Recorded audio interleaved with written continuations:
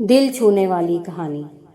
Hospital के corridor में चीखती हुई आवाज़ गूंजी, जिससे वहां मौजूद हर शख्स सहम गया।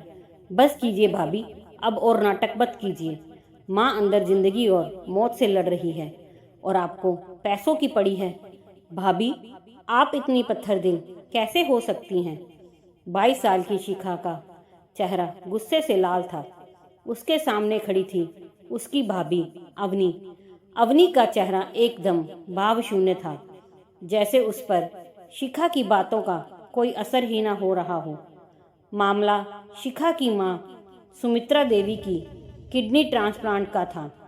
सुमित्रा देवी की दोनों किडनी खराब हो चुकी थी। डॉक्टर ने कहा था कि जल्द से जल्द ट्रांसप्लांट करना होगा। शिखा, जो अपनी मां से बेइंतहा प्यार करती थी, ने तुरंत अपनी किडनी देने का फैसला किया था। उसका ब्लड ग्रुप भी मैच हो गया था। लेकिन जैसे ही यह बात अवनी को पता चली, उसने घर में हंगामा खड़ा कर दिया। उसने साफ कह दिया, शिखा अपनी किडनी नहीं देगी। उसकी अभी शादी नहीं हुई है। कल को उसकी सेहत पर असर पड़ा तो ससुराल वाले बातें सुनाएंगे। हम डोनर का इंतजार करेंगे। शिखा ने बहुत रोया, गिड़गिड़ाया कि डोनर मिलने में देर हो सकती है, माँ की जान जा सकती है। लेकिन अवनी अपनी बात पर अड़ी रही। उसने यहाँ तक कह दिया कि अगर शिखा ने जिद की तो अवनी अपने मायके चली जाएगी। आज उसी बात को लेकर शिखा फट पड़ी थी। आपको क्या फर्क पड़ता है भाभी? माँ तो मेरी है ना, आप तो पराई हैं। आप चाहती ही नहीं कि माँ बचे ताकि घर पर आपका राज चले। अवनी ने शिखा की कड़वी बातें सुनी। उसने अपनी साड़ी का पल्लू ठीक किया और शिखा के भाई यानी अपने पति रमन की तरफ देखा। रमन चुपचाप खड़ा था, सिर झुकाए। रमन, चलो यहाँ से। डॉक्टर से कह दिया है कि हम डोनर का इंतजार करेंगे। अवनी ने कठोरता से कहा और वहां से चली गई। शिखा वही बेंच पर गिरकर फूट फूट कर रोने लगी। भैया, देखो भाभी को, इनके दिल में दया नाम की चीज नहीं है। 3 दिन बीत गए, सुमित्रा देवी की हालत बिगड़ती जा रही थी। शिखा ने खाना पीना छोड़ दिया था। उसे अपनी भाभी से इतनी नफरत हो गई थी कि वह उनकी शक्ल भी नहीं देखना चाहती थी। चौथे दिन सुबह सुबह हॉस्पिटल से फ़ोन आया। रमन ने फ़ोन उठाया और शिखा से कहा, जल्दी चलो, माँ का ऑपरेशन है, डोनर मिल गया है। शिखा की जान में जान आई। वह दौड़कर हॉस्पिटल पहुंची। ऑपरेशन थिएटर की लाल बत्ती जल रही थी। शिखा ने देखा कि रमन बाहर बेंच पर बैठा रो रहा है, लेकिन अवनी वहां नहीं थी। भैया, भाभी नहीं आई? देखा, उन्हें माँ की कोई चिंता नहीं है, घर पर आराम कर रही होगी। शिखा ने फिर से जहर उगला। रमन ने आंसुओं से भरी आंखों से शिखा को देखा। उसने शिखा का हाथ पकड़ा और उसे ऑपरेशन थिएटर के पास बने रिकवरी रूम की खिड़की के पास ले गया। अंदर देख शिखा, रमन ने कांपती आवाज में कहा। शिखा ने कांच के अंदर झांका। अंदर के बेड पर एक मरीज लेटा था, जिसे अभी अभी ऑपरेशन के लिए तैयार किया जा रहा था।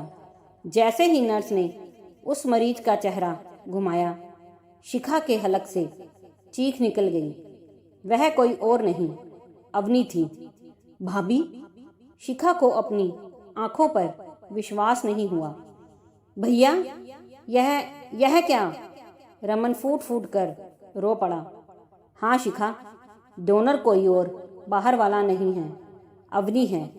जिस दिन डॉक्टर ने कहा था कि ट्रांसप्लांट जरूरी है, उसी दिन अवनी ने अपना टेस्ट करवाया था। उसका भी ग्रुप मैच हो गया था। लेकिन उन्होंने मुझे मना क्यों किया? उन्होंने तो कहा था कि वो माँ को बचाने के पक्ष में नहीं है।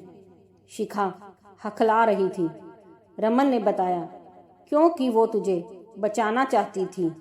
पगली, अवनी ने मुझसे कहा, रमन, शिखा अभी बच्ची है, उसकी पूरी जिंदगी पड़ी है, उसे शादी करनी है, माँ बनना है। अगर मैं किडनी दूंगी तो मुझे क्या फ़र्क पड़ेगा?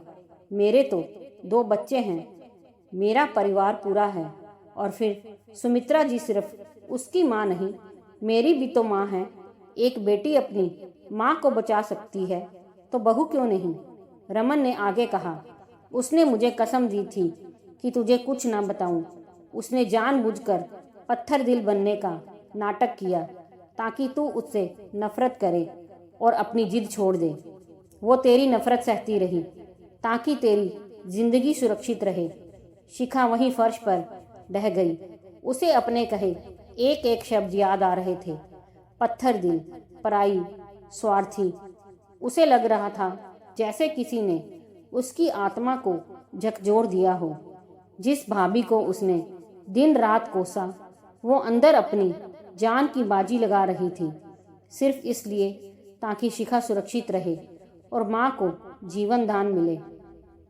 5 घंटे चले ऑपरेशन के बाद डॉक्टर साहब बाहर आए। ऑपरेशन सफल रहा। दोनों सासू माँ और डोनर ठीक हैं। शिखा दौड़कर रिकवरी रूम में गई। अवनी को अभी होश आ रहा था। शिखा ने अवनी का हाथ पकड़ लिया और उसके पैरों में अपना सिर रखकर रोने लगी। मुझे माफ़ कर दो भाभी, मुझे माफ़ कर दो। मैं अंधी हो गई थी। मैंने आपको क्या क्या नहीं कहा। आप पत्थर दिल नहीं, आप तो देवी हैं। अवनी ने कमज़ोर हाथों से शिखा के सिर पर हाथ फेरा। उसके चेहरे पर वही पुरानी शांत मुस्कान थी।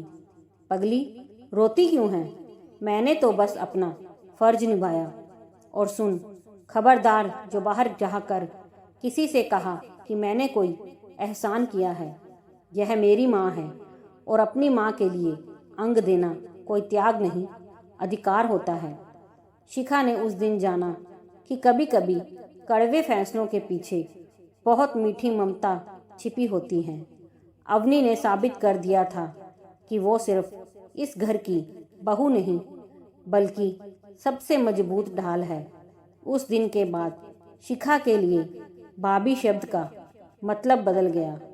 अब भाभी का मतलब था माँ से भी बढ़कर। दोस्तों, अगर कहानी पसंद आई हो तो लाइक, सब्सक्राइब, शेयर जरूर कीजिए।